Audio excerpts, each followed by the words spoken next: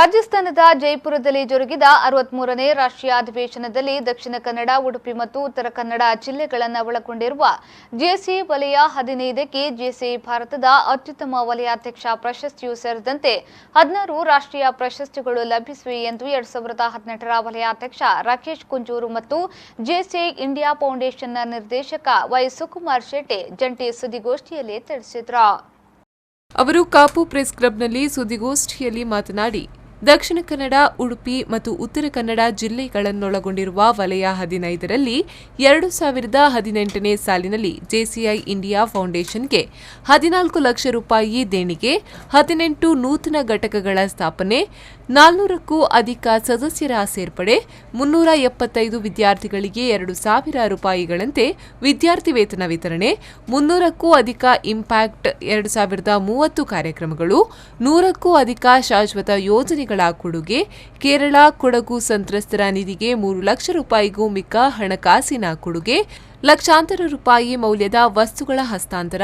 2,000ಕ್ಕೂ ಅಧಿಕ ತರಬೇತಿ ಕಾರ್ಯಕ್ರಮಗಳ ಆಯೋಜನೆ, 1,000ಕ್ಕೂ ಅಧಿಕ ಯೂನಿಟ್ ರಕ್ತ ಸಂಗ್ರಹಣೆ, 2,000ಕ್ಕೂ ಹೆಚ್ಚು ಮಂದಿಯಿಂದ ನೇತ್ರದಾನ, ವಾಗ್ದಾನ ಮೊದಲಾದ ಮಹತ್ವಪೂರ್ಣವಾದ ಕಾರ್ಯಕ್ರಮಗಳು ನಡೆದಿದ್ದು, ಇದನ್ನ ಆಧರಿಸಿ ಪ್ರಶಸ್ತಿಗಳು ಲಭಿಸಿವೆ ಎಂದರು. ದಕ್ಷಿಣ ಕನ್ನಡ, ಉಡುಪಿ ಮತ್ತು ಉತ್ತರ ಕನ್ನಡ ಜಿಲ್ಲೆಗಳನ್ನೊಳಗೊಂಡಿರುವ ವಲಯ 15ರ ಮೂಲಕವಾಗಿ 2018ನೇ ಸಾಲಿನಲ್ಲಿ ಜೆಸಿಐ ಇಂಡಿಯಾ ಫೌಂಡೇಶನ್ಗೆ 14 ಲಕ್ಷ ರು ದೇಣಿಗೆ,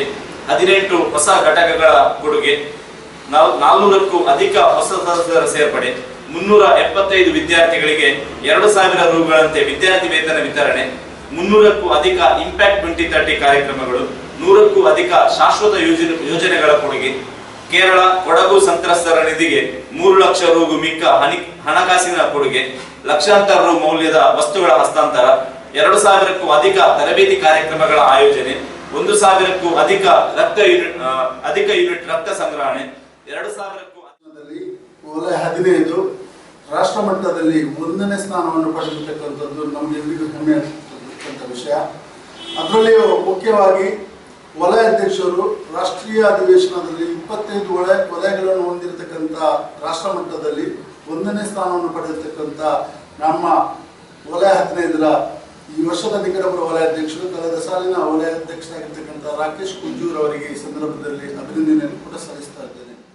ಸುದ್ದಿಗೋಷ್ಠಿಯಲ್ಲಿ ಕಾರ್ಯಕ್ರಮ ವಿಭಾಗದ ರಾಷ್ಟ್ರೀಯ ನಿರ್ದೇಶಕ ಸಂದೀಪ್ ಕುಮಾರ್, ನಿಕಟಪೂರ್ವ ವಲಯಾಧ್ಯಕ್ಷ ಸಂತೋಷ್ ಜಿ, ವಲಯ ನಿರ್ದೇಶಕಿ ಸೌಮ್ಯ ರಾಕೇಶ್, ಜೆಸಿಐ ಕಾಪುವಿನ ಅಧ್ಯಕ್ಷೆ ಶಾರದೇಶ್ವರಿ ಗುರ್ಮೆ ಉಪಸ್ಥಿತರಿದ್ದರು. ಸುರೇಶ್ ಯರ್ಮಾಳ್, ವಿ4 ನ್ಯೂಸ್ 24/7 ಪಡುಬಿದ್ರೆ.